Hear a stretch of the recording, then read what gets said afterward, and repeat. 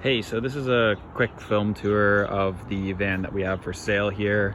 So it's a 2014 Ram Promaster gasoline engine, about 35,000 kilometers on it. It's got a custom paint job on the outside that was done only a few months ago. So brand new paint, which means no rust, pretty much no dents or scratches or anything. We installed this window on the side here. It's a slide to open window. In the front, we have 3 seats. So you have the driver's seat, the passenger seat, and the middle seat here. It is, like I said, gas engine. There's a custom display installed here. And then there's a second backup camera here. So you have one that faces directly backwards and one that faces down and back for backing up. As you can see, there's a wall separating right here with a window, but I'll show you that from the other side.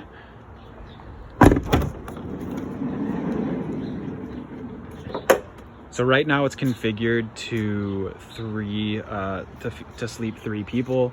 This can easily be switched out. You just simply remove the bed slats that are underneath here, and then push the drawers back in, and it converts into 2 bench seats. And then there's a pull-out table in the middle right here that allows one person to sit in this bench seat, one person to sit in this bench seat. And the mattress basically has 4 cushions. So there's 2 in the middle here that prop up to be the back cushions, and then the 2 edge cushions are the bottom cushions. So we'll turn on the lights, 4 main lights here. Then you have 2 under cabinet lights here. And then you have a light over the bed there that's controlled by this touch switch. And it's actually a dimmer as well. So when you hold your finger on it, it dims the light.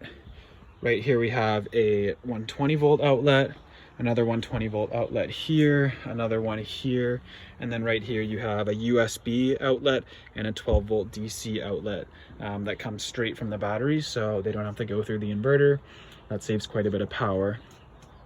On this side over here we have the battery monitor, which shows your battery capacity, as well as your voltage, your amp draw, and your wattage draw. Right here is the Webasto heater controller, so you can select for it to either vent air so that you get really good air circulation, or you can use it as a heater. It taps directly into the gas tank of the vehicle. It's located under the bed and vents just right through this way, and it is super low consumption, so you don't really have to worry about it running out the vehicle of its fuel.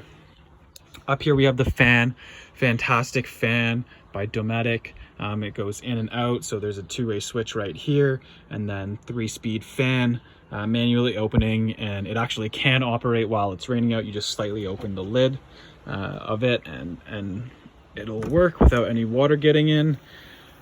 We have self-opening cabinet hinges here, so or the pneumatic cabinet hinges here on all these upper cabinets. So you have 3 doors on this side, 3 doors on this side, and tons of storage space up there.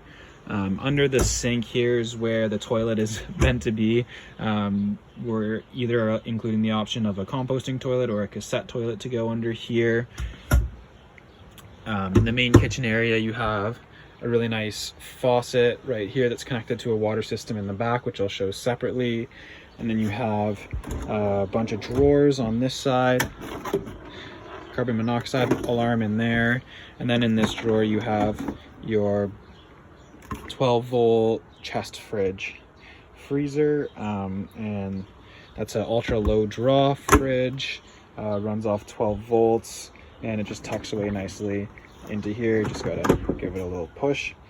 Right here we have a shoe rack, so a really nice place to store shoes to keep them out of the way.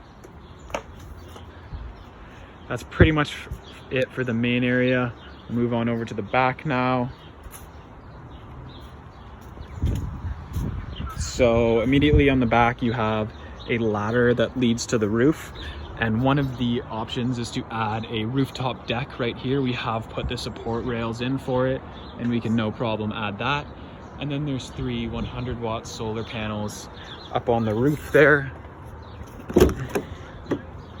So at the back of the van, sorry, there's a sheet in the way here, but you have an outlet right here, a switch right here that controls an underbed light. You have the 12-volt fuse panel, the 120-volt breaker box, the battery shutoff switch. The whole battery system is right here.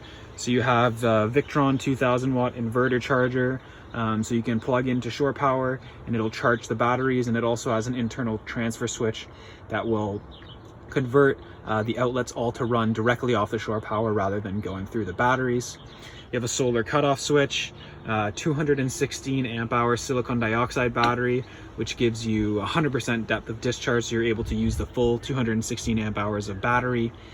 Over there's a heater that I was talking about earlier. It vents over there. You just gotta keep that drawer closed, and that drawer can actually be closed with the bed set up like that to allow for airflow and allow for heating. Right here is a 50 amp DC to DC MPPT charger that charges the vehicle charges the house battery when the vehicle's in motion. And it basically has a voltage sensor in it, so it'll never discharge your house battery too low. And then it also charges using the solar power as well. Over here we have the water section, so 2.5 gallon hot water heater that runs off electric. So basically it is a larger power consumption, but it is one of the few large power consumers in the van. Then you have a 20 gallon freshwater tank right here and a 13 gallon gray water tank that just dumps out the floor of the van, and it's connected to this switch right here. So by flipping this switch, you actually dump out all the gray water from there. And then over here, we have the freshwater fill port. So it's a gravity fill, so you just stick a hose right in there, or if you have a funnel and a jug, you can fill up that way as well. And then you have your outdoor shower right here that has an on-off push button on the faucet. This unscrews to become a hose if you ever want to wash down a bike or something like that. And then a temperature mixer right there. No windows on the back, and that's just because we wanted to maintain as much privacy as we could in the back area. The entire bed is a full 75 by 54 inches, so that is the full-sized bed, or a double bed, not sacrificing any length whatsoever. That's it. Let me know if you have any questions. Hopefully I covered everything here, and thank you so much for your time.